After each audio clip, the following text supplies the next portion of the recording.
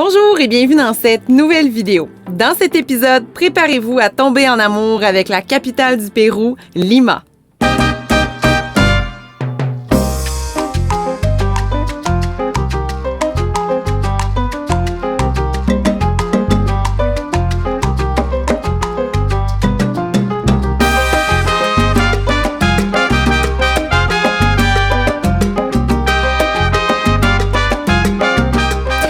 Arrivé dans la capitale, on avait quand même pas mal de routes à faire. Le canyon où on se trouvait dans le dernier épisode s'est tranquillement transformé en une vallée agricole vraiment magnifique. On a passé une succession de villages et de plantations d'avocats, de mangues, de piments. C'était vraiment de toute beauté. On a fait un petit arrêt pipi sur le bord de la route. Il y a une immense plantation de piments juste à côté. C'est tellement beau là, avec la vallée là.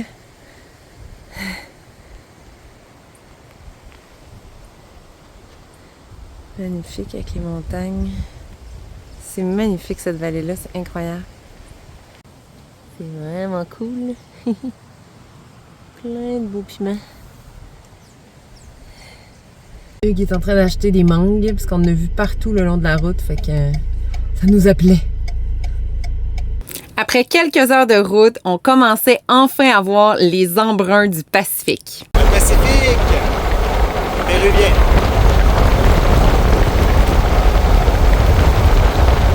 Bien qu'on était sorti de la vallée, on n'était pas au bout de nos peines. Il nous restait quand même pas mal de chemin à faire le long de la côte pour atteindre la capitale. Et là, on passe à travers plusieurs villes et malgré qu'on soit sur l'autoroute, on rencontre énormément d'eau d'âne. Ça rend un peu fou. On est sur l'autoroute principale du Pérou qui longe la mer, qui est la panaméricaine, et ils mettent des topazes sur l'autoroute. Super. C'est sans fin toujours sur l'autoroute, mais c'est une comment je dirais ça? C'est des topazes à répétition. C'est juste, t'avances un petit peu, tu fais 1 kilomètre, après ça 2-3 topazes, 3-4 km, coupe de topazes. On était de retour aussi dans des paysages qui ressemblaient beaucoup à ce qu'on avait vu à notre entrée au Pérou, donc du sable, des déchets, du béton. Mais heureusement, là, on avait un peu plus de relief déjà et aussi, on avait toujours l'océan Pacifique qui nous accompagnait pas très loin. Avant d'entrer en ville, on a fait un petit arrêt au restaurant pour aller dîner et on a mangé un plat typique qu'on allait revoir sur plusieurs menus par la suite. Un petit arrêt dîner. Avant d'arriver à Lima. Je pense que c'est des patates. Ça a l'air bon. Avec un petit œuf. Ça a l'air très bon. On a ensuite repris la route, on approchait du but et on a assisté à des scènes plutôt surprenantes. Le monsieur à côté, son coussin gonflable, il est ouvert. Parce qu'il s'est fait défoncer. Fait qu'il roule avec son coussin gonflable ouvert.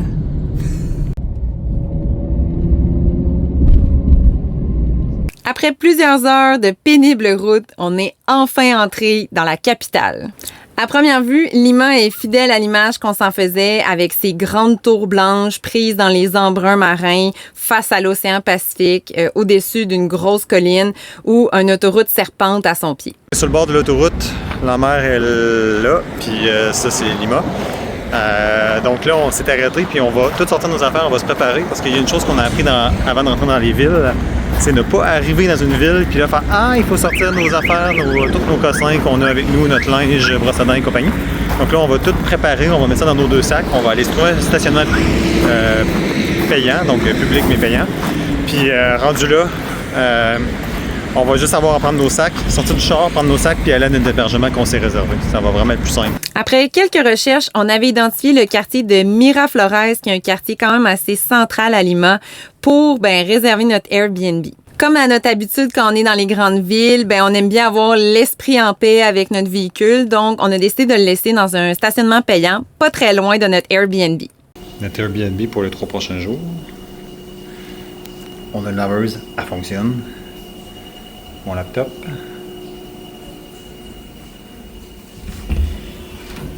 On a une chambre ici qu'on n'utilisera pas. Une salle de bain. Une autre chambre. C'est pour 4 personnes, on s'est semi-trompé. Après s'être bien installé dans notre Airbnb, on avait une seule idée en tête, aller manger des sushis.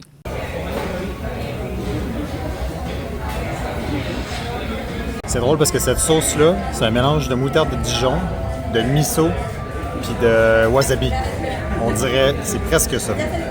Après ce délicieux repas, on est allé se coucher quand même assez tôt. On était fatigués et surtout, on avait un gros planning pour le lendemain. On s'en va au marché indien et il y a beaucoup d'artisanat là-bas. Puis après ça, on s'en va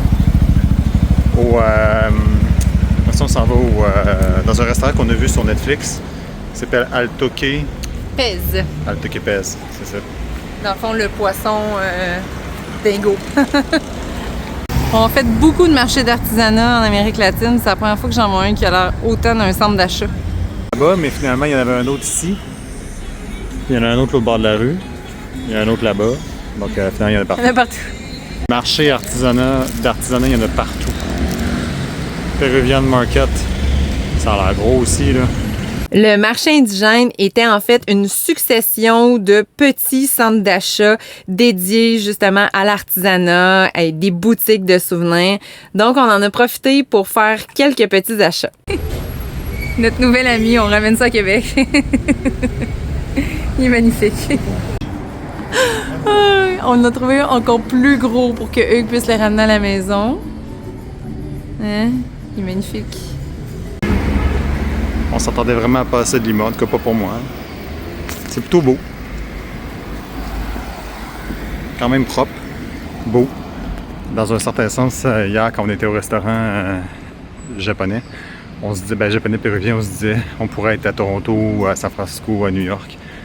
Puis, il n'y aurait pas de différence. Donc, c'est vraiment grosse différence avec le reste du pays. Un gros clash. Il n'y a aucun stop à aucune intersection. Les gens, ils vont selon leur envie. C'est vraiment pas clair. On est vraiment chanceux parce qu'il fait beau aujourd'hui, il fait soleil. Puis en fait, c'est le fun parce que Lima, c'est le contraire des Andes où on était. Donc la cordillère Blanche et la cordillère de Huayhuash où il pleuvait constamment. Là, dans le fond, décembre, janvier, février, mars, c'est les plus beaux mois de l'année à Lima. Il pleut presque pas, il fait toujours entre 21 et 24 degrés. Puis, souvent, il fait soleil, ce qui est très rare dans la ville. Fait que, on est chanceux aujourd'hui, il fait beau. C'est pas des nuages, mais c'est des nuages qui sont comme toujours là. C'est comme tamisé. Ouais, à cause de l'océan Pacifique, mais c'est généralement ensoleillé. Ouais, effectivement, c'est cool, super confortable aujourd'hui. Après toute cette marche, on avait un petit creux et notre objectif pour dîner, c'était d'aller manger dans un restaurant dont on avait entendu parler, et oui, dans la fameuse série Street Food Latin America, disponible sur Netflix. Oui, la même série dont on avait parlé quand on était à Oaxaca. Donc, le restaurant, ça s'appelait Altoque Pèse, un restaurant connu pour sa bouffe de rue avec des influences japonaises et péruviennes. Donc, on avait vraiment le goût d'aller essayer ça. On attend notre tour pour le fameux restaurant El Toque Pèse qu'on a vu sur Netflix. On est très influençable. C'est drôle parce qu'il y a plein de touristes aussi à l'intérieur, fait qu'on n'est pas tout seul. Donc on espère que ça va être à la hauteur de nos attentes. Bon, moi j'ai pris le combinado qui est super populaire au Pérou. C'est comme ils mixent plein d'affaires ensemble. Comme là, riz, fruits de mer, des calamars frits, puis un ceviche mixto. Hugues a pris le grand ceviche mixto. C'est vraiment bon. Délicieux, à la hauteur de nos attentes. Moi, le poisson, il est super tendre.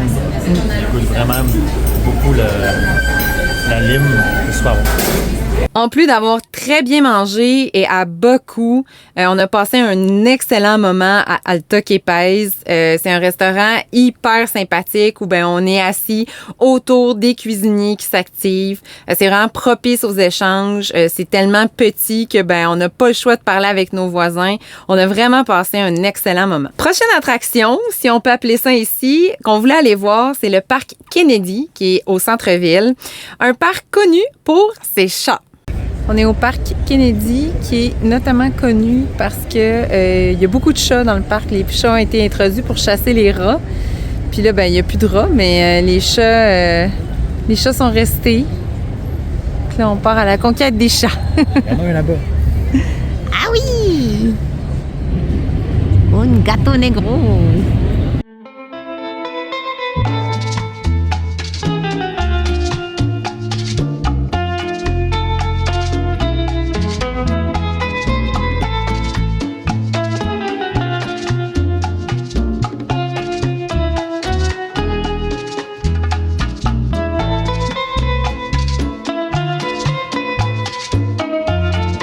Les chats sont maîtres et rois du parc. Ils ont différentes installations un peu partout qui ont été mises là pour eux. Et c'est vraiment très mignon de les voir se prélasser au soleil. Mais on n'était pas au parc seulement pour les chats, mais aussi pour poursuivre notre quête culinaire. Bon, on continue notre pèlerinage gastronomique à Lima. Un autre succès Netflix qu'on a vu dans la fameuse série Street Food. C'est les picarones des maris. Fait que c'est des... ouais. À terre. Avec les chats, naturellement. Fait quoi, des picarones, c'est des petits beignets avec de la farine, de patates douces puis de courges avec du miel par-dessus. Fait que ça a l'air vraiment bon et décadent. Bon, fait qu'on va goûter à ça. Ils sont frais faits. Maman. Très bon. Bien rassasié après ces délicieux beignets, on s'est dirigé tranquillement vers le bord de mer pour aller voir le coucher de soleil. La vue était magnifique, on était très tentés de faire du parapente. I want to be there and baby dance the night away. I let my head down if I want. Don't you just get tired chasing fame and being pretty all the time? Doesn't sound like fun. You can do better. Let me show you what a good time looks like. You can do better, so much better. Ça me fait vraiment penser au parc Güell à Barcelone. Une espèce de petit banc en mosaïque. Là. Très beau.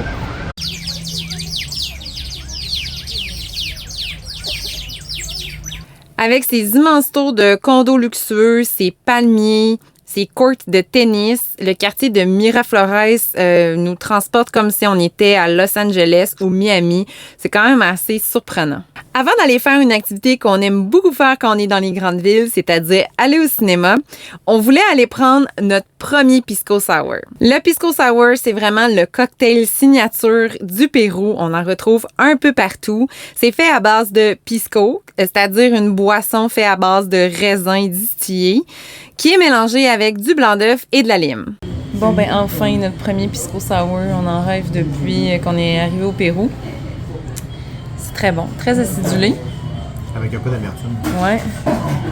Mais ouais, délicieux. Ça fait du bien. C'est rafraîchissant en tout cas. Après cet excellent pisco, direction le cinéma. On sort du Uber, puis genre, c'était tellement fou le trafic. Le gars, il coupait à travers toutes les lignes que tu peux imaginer. Il coupait tous les chars.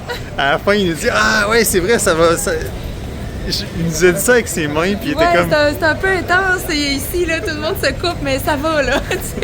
Pour lui, c'est vraiment normal. Moi, j'étais là tout le long, j'étais comme « Oh, mon Dieu! » Ouais, genre, j'aurais été capable de faire ça, mais mettons que j'aurais eu beaucoup peur pour la peinture de la voiture. Ah, la conduite à Lima, là. Mais les Péruviens, de manière générale, la conduite sont dingos. C'était vraiment sévère. Là. En tout cas, un autre monde. Fait que finalement, ça a bien été, mais il a dit hey, « T'es vraiment un bon conducteur. » Puis là, ben, je vais laisser un bon pourboire. Maintenant, avec ça, petit plaisir coupable encore, on retourne au cinéma. On va voir Gladiateur 2 en anglais, parce qu'en espagnol, pas sous-titré, on va perdre des bouts. En tout cas, moi, je vais en perdre des bouts, mais Guy, peut-être pas. Donc là, on cherche c'est où. Mais les centres d'achat là, en Amérique latine, là, c'est niveau canadien-américain. Là, il n'y a pas de différence. Hein? Ah ouais, il y a même un gros sapin. Un gigantesque sapin. Ça paraît que c'est le temps des fêtes, il y a tellement de monde dans le magasin. On est jeudi soir, il est presque 9h, le magasin est rempli à rabord. Ouais, mais là, ça paraît pas, mais en tout cas, il y a vraiment beaucoup de monde. En revenant du cinéma, notre chauffeur Uber, drôle de coïncidence, au fil des discussions avec lui, nous apprend que son frère habite maintenant en Beauce, au Québec. Et son frère lui avait envoyé une photo la journée même de sa maison ensevelie sous la neige avec les décorations de Noël. On se sentait bien loin de la maison.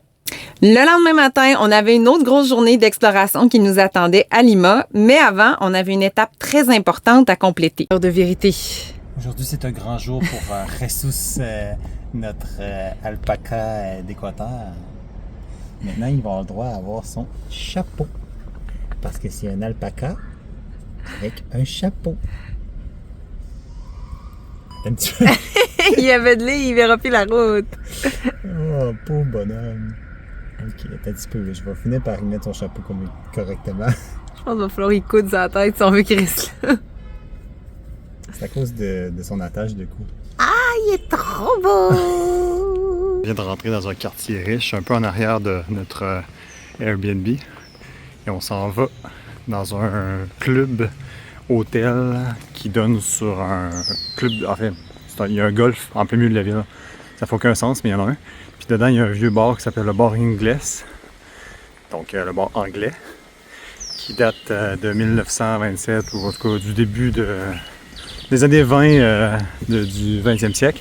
Puis il paraît qu'ils font le meilleur pisco sour à Lima. Le monde a quand même des Audi puis des Range Rover, une Porsche. Le bâtiment est tellement bien fleuri, mais il est beau, là. Il est beau tout court. Mais en plus d'être beau, c'est ça, ils ont mis une barge de fleurs. Là.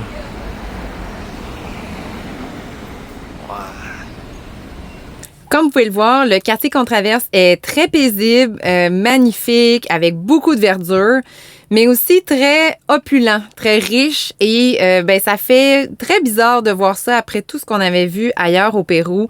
On constate que les écarts de richesse dans ce pays-là peuvent vraiment être immenses. Avec la Mercedes. En fait, il y en a deux, je crois, il y en a une au bord. Il y a une autre Mercedes dans le fond, ouais, c'est ça. Aïe.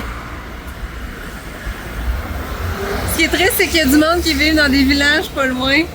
Ils n'ont pas de chauffeur. En montagne, là, il fait fret, il fait genre 12 dans leur maison, pas de chauffage. Puis sinon, ben, Pas de ils n'ont pas besoin de chauffage, mais ils ont juste des murs en tôle. Aïe. Les gens ont rien. Là. Les écarts de richesse ici, là.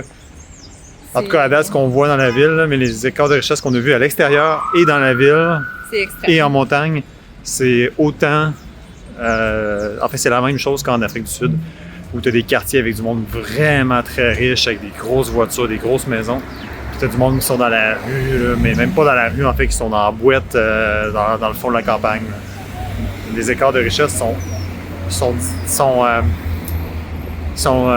pratiquement incompréhensibles pour les gens du Québec. L'endroit où on se dirigeait était une recommandation de notre chauffeur Hubert, oui, lui, dont le frère habite en Beauce.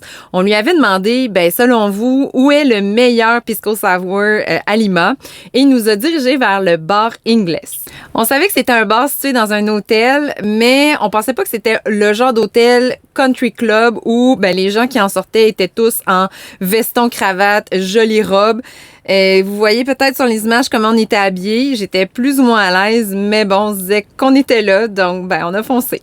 Bon, aujourd'hui, on se gâte. On est dans une institution de Lima, le bar Ingles, pour prendre encore un pisco sour. Là, ici, on a pris deux variations du pisco sour. C'est Pacha Sour. Oui, Pacha Sour. Parce que Maggie, c'est une Pacha. Oui. Puis un pisco sour. Fait qu'on va tester ça.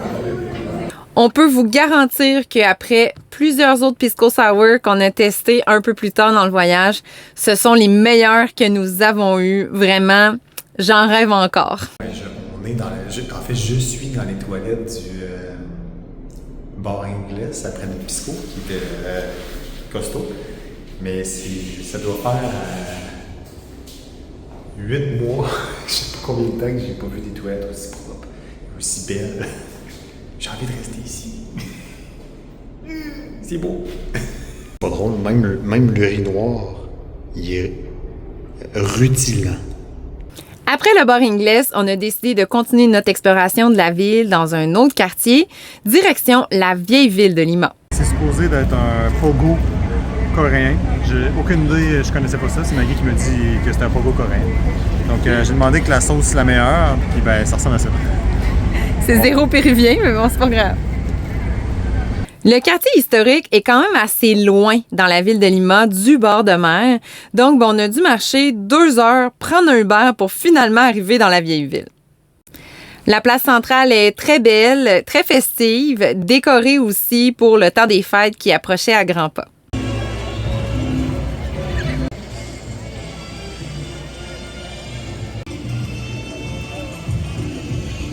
C'est pas des pigeons ici, c'est des vautours.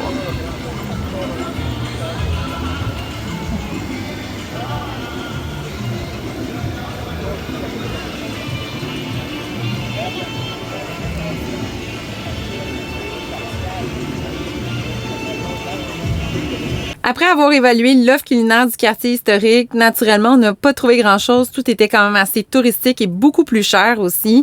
Donc, ben, on a décidé de prendre l'autobus pour retourner vers Miraflores. C'était pas la meilleure des idées à 6 heures, un soir de semaine, de prendre l'autobus. On a été pris dans le trafic pendant, je pense, 1h30 à presque pas avancer. On était très, très loin de notre destination. Par contre, ça nous a permis de voir des scènes de la vie quotidienne un peu surprenantes.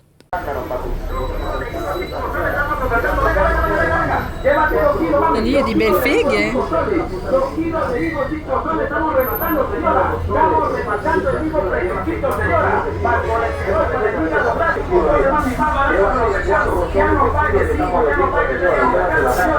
Après plus d'1 heure à pas du tout avancé, on s'est tanné, on s'est dit qu'on allait faire le reste à pied. On est débarqué de l'autobus parce qu'on était très loin de notre objectif.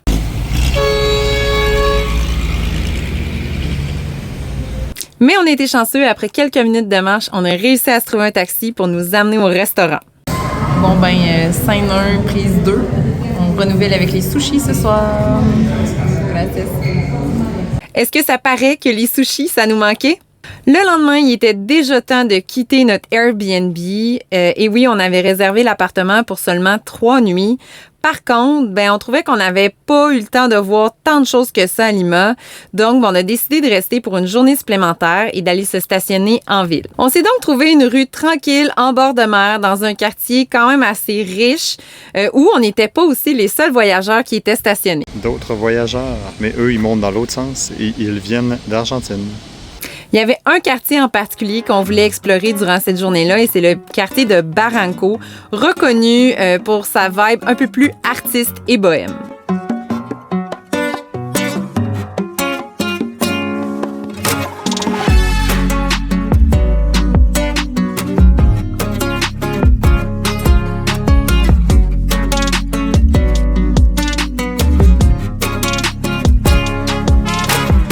Beau leurs écureuils ici. Ils ont les pattes noires avec un peu de roux, puis ils ont une tache blanche dans le cou avec des grandes oreilles. Naturellement, qui dit nouveau quartier, dit nouveau test gastronomique. Lui qui s'ennuyait des arepas colombiens. Je m'ennuie de la Colombie-Britannique. Oui, c'est ça. Mais bon, la bouffe à Lima est tellement bonne, mais c'est juste que ça va faire changement. Mais c'est lourd, là. Juste le goût, alors. On voulait profiter de notre visite du quartier pour aller voir une institution de Barranco, c'est-à-dire le restaurant-bar Juanito, très populaire pour notamment ses sandwichs au jambon et aussi ses pisco. Bon, notre troisième pisco sour à Lima. On va essayer ça. Santé. Salut.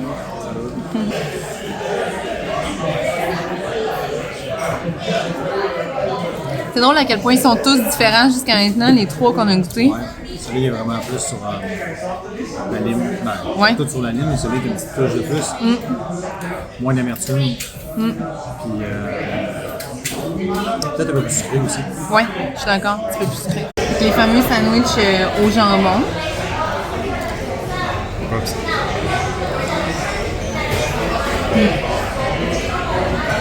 Mais ils sentent le jambon de la boucherie Bégin sur la rue Saint-Jean qu'il y avait il y a quelques années à Québec.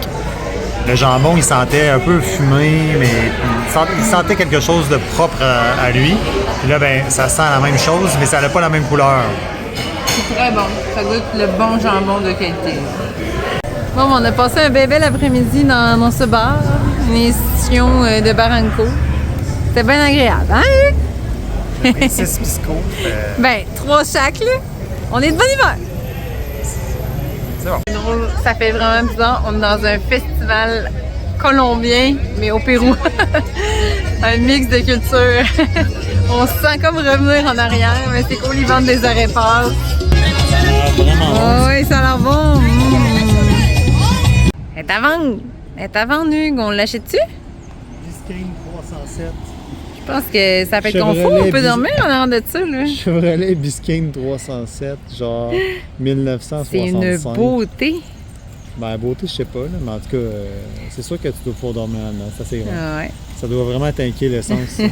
Puis Hugues, notre dernière soirée à Lima, Fait que, qu'est-ce que tu as pensé de la ville? C'est beaucoup plus beau qu'on pensait, beaucoup plus sécuritaire qu'on pensait, beaucoup plus riche qu'on pensait. Ça marche beaucoup mieux qu'on pensait. Les gens ils chauffent comme des fous, mais en même temps, c'est un chaos qui est organisé. Jusqu'à maintenant, on n'a pas eu d'accident. Ça fonctionne bien. Les restaurants, la bouffe, c'est bon. L'alcool est bon. Le climat est bon. En ce moment, dans l'année, le climat est bon. Puis le coucher de soleil. J'aime ça, les villes qui donnent sur le Pacifique. San Francisco, le Cap, Lima. Toutes des villes qui donnent sur le Pacifique. Le coucher de soleil, c'est confortable. Ben, le Cap, c'est pas le Pacifique, là, c'est l'Atlantique Sud. Là, mais en tout cas, ils donnent sur l'océan. Puis sinon, ben, je serais resté plus longtemps. Mais on peut pas rester plus longtemps, donc on va descendre au sud. Mais, c'est vraiment bien comme ville. J'aurais aimé ça passer plus de temps, puis j'aurais aimé ça faire du parapente. Parce qu'on peut faire du parapente sur le long au-dessus de l'autoroute, le long de la falaise, avec le soleil couchant. Mais on s'y est pris trop tard, puis c'est pas une question d'argent, c'est vraiment une question qu'on s'est pris trop tard. On aurait pris le budget pour le faire. Ouais, moi aussi, j'ai bien aimé ça, Lima. Très confortable comme ville, une belle surprise. Puis, ouais, on était chanceux niveau température, il faisait vraiment beau soleil. C'est une ville qui est quand même assez grise d'habitude, mais là, ouais, c'était confortable. On a bien mangé, bien bu. Les quartiers sont vraiment beaux, vraiment. C'est sur beaucoup de richesse. C'est un peu choquant par rapport à la pauvreté qu'on a vue aux environs puis dans les autres villages qu'on a fait.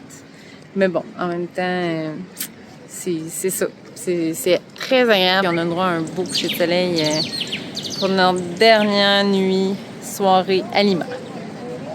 Après un après-midi à picoler dans le fameux bar Juanito, où on a eu beaucoup de plaisir, on voulait vraiment aller voir la mer de proche. Bon, on essaie d'aller sur la plage encore. On a une traverse au-dessus de l'autoroute qui longe la mer. On va la voir.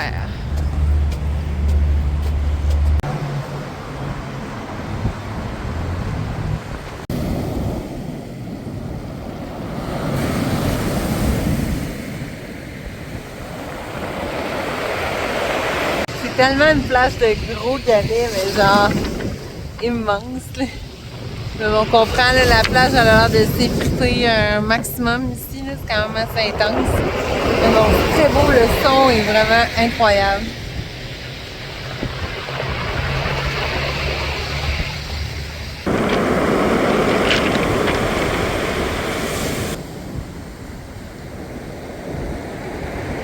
Je dis ça, je dis rien, là. Je connais rien, mais il y a énormément de bâtiments le long de la plage, comme ça, qui sont désaffectés. Mais la vue, toi, genre la terrasse que ça pourrait faire le soir, avec le coucher de soleil, genre, c'est vraiment bizarre, là.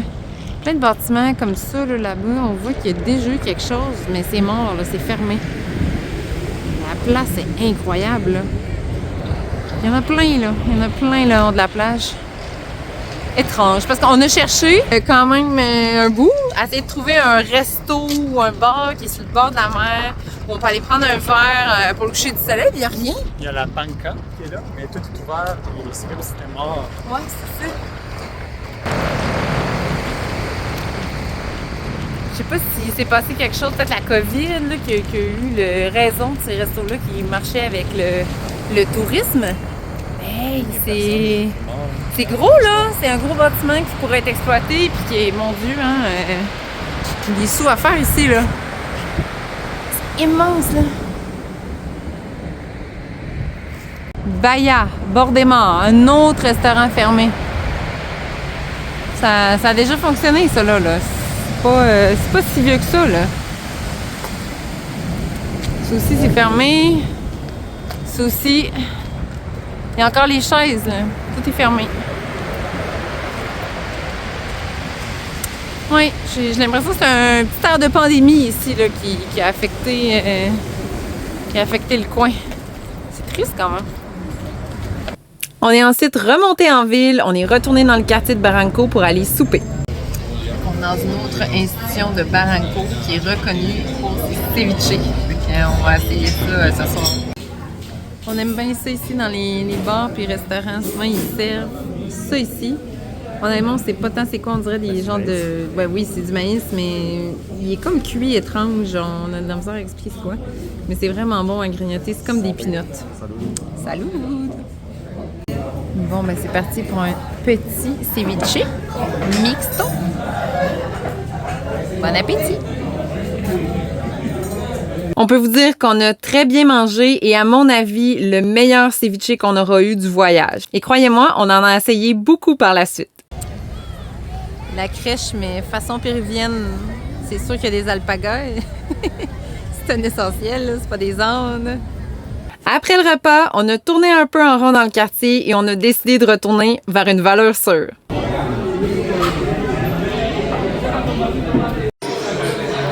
C'est notre 4e aujourd'hui. Parce que, voilà. C'est trop bon, on en profiter. On est à Lima. Comme l'a dit Maggie, c'est trop bon, faut en profiter. On est à Lima. Pisco. Allez hop, cascadeur. Salut! L'ambiance le soir était encore plus festive, le bar était bondé et il y avait de la musique au rendez-vous.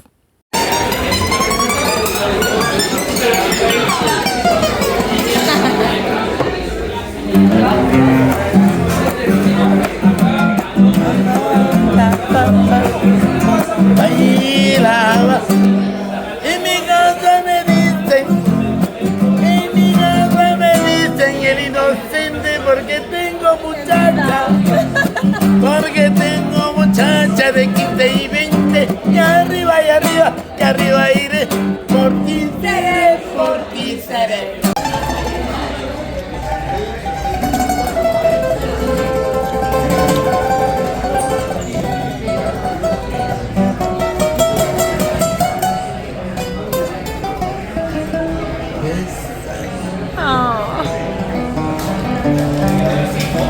Bésame mucho. Como si fuera esta noche la última vez.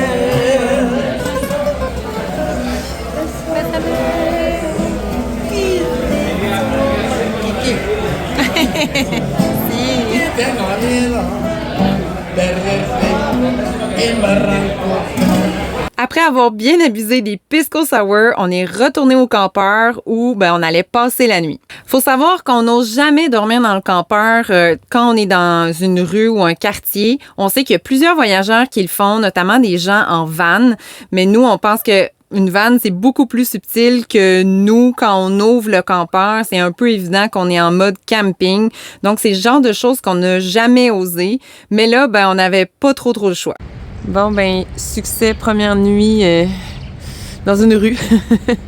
Ça a bien fait quand même, on a bien dormi. C'était quand même calme, puis on n'était pas tout seul. On n'était pas les seuls overlanders. Il y avait des Argentins. Oui, des Argentins qui dorment dans le On avait une coupe de truc verre là. dans le corps, fait qu'on s'est rendu Ouais, compte c'est ça, on avait une coupe de pisco dans le corps, donc on a dormi bien dur. Et oui, on a passé une excellente nuit au calme. Après un petit déjeuner, il était malheureusement temps de dire adieu à Lima, une ville coup de cœur pour nous. On a adoré nos 4 journées passées dans la capitale. Voilà, c'est tout pour aujourd'hui. Dans la prochaine vidéo, on visite la magnifique réserve naturelle de Paracas. On dort dans le désert, puis dans les vignes. Et je terminerai cette vidéo sur une note un peu différente que d'habitude. En fait, on veut avoir votre opinion sur la durée de nos vidéos. On se questionne souvent à savoir si on est mieux de faire des vidéos un peu plus courtes ou de moyenne durée ou plus longues, ça va. En fait, on serait curieux de savoir qu'est-ce que vous préférez. Des vidéos de 5, 10, 15, 20 minutes ou du 30 minutes, ça vous dérange pas tant que le contenu est bon. Bref, laissez-nous le savoir en commentaire. On est très curieux de vous lire. Merci beaucoup. Bye.